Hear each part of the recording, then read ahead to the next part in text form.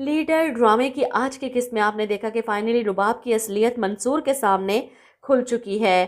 وہ کسی معمولی سے ورکر کی نہیں بلکہ آغا واصف کی بیٹی ہے، جسے وہ اس دنیا میں سب سے زیادہ نفرت کرتا ہے۔ وہ اس کی انگیجمنٹ تک پہنچ جاتا ہے اور اپنی آنکھوں کے سامنے اسے سٹیج پر بیٹھے آصف کو انگوٹھی پہناتے دیکھتا ہے۔ یہ لوگ تو یہاں سے فوری طور پر نکل جاتے ہیں رباب کی اصلیت جان کر، لیکن رباب کے لیے مزید یہاں بیٹھنا مشکل ہو جاتا ہے۔ وہ اٹھ کر اندر چلی جاتی ہے۔ آغا واصف اس پر چلاتے ہیں کہ یہ کیا حرکت ہے، کس کے کہنے پر تم یہ سب کر رہی ہو، کون تمہیں استعمال کر رہا ہے؟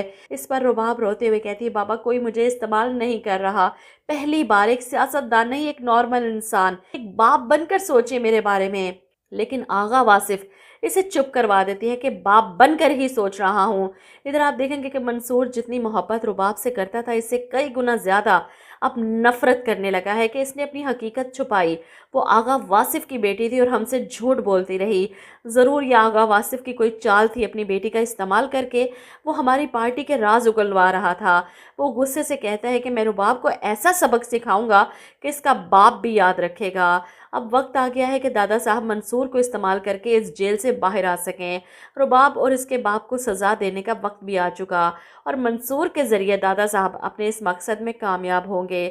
تو سب سے پہلے تو منصور کو ملنے کے لیے بلاتے ہیں اور اسے اکساتے ہیں کہ میں تمہیں اپنی پارٹی کا ٹکٹ دے رہا ہوں، میری پارٹی کا الیکشن تم جیتو گے، تم میرے سب سے قیمتی سپاہی ہو، اپنا مقصد مت بھولنا۔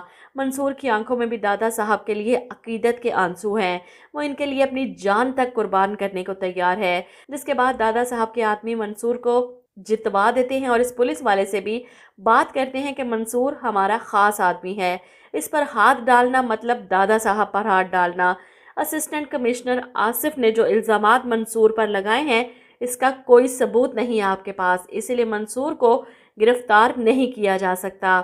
وہ دادا صاحب کی طرف سے ایک موٹا لفافہ نوٹوں کی گڈی کا اس پولیس والے کے سامنے رکھتا ہے اور یہ دیکھ کر پولیس والا تو خوشی سے جھوم جاتا ہے۔ مجھے تو کچھ کہنے کی ضرورت ہی نہیں پڑی، سمجھدار لوگوں کے ساتھ جب گفتگو ہو رہی ہوتی ہے نا تو مزہ بہت آتا ہے۔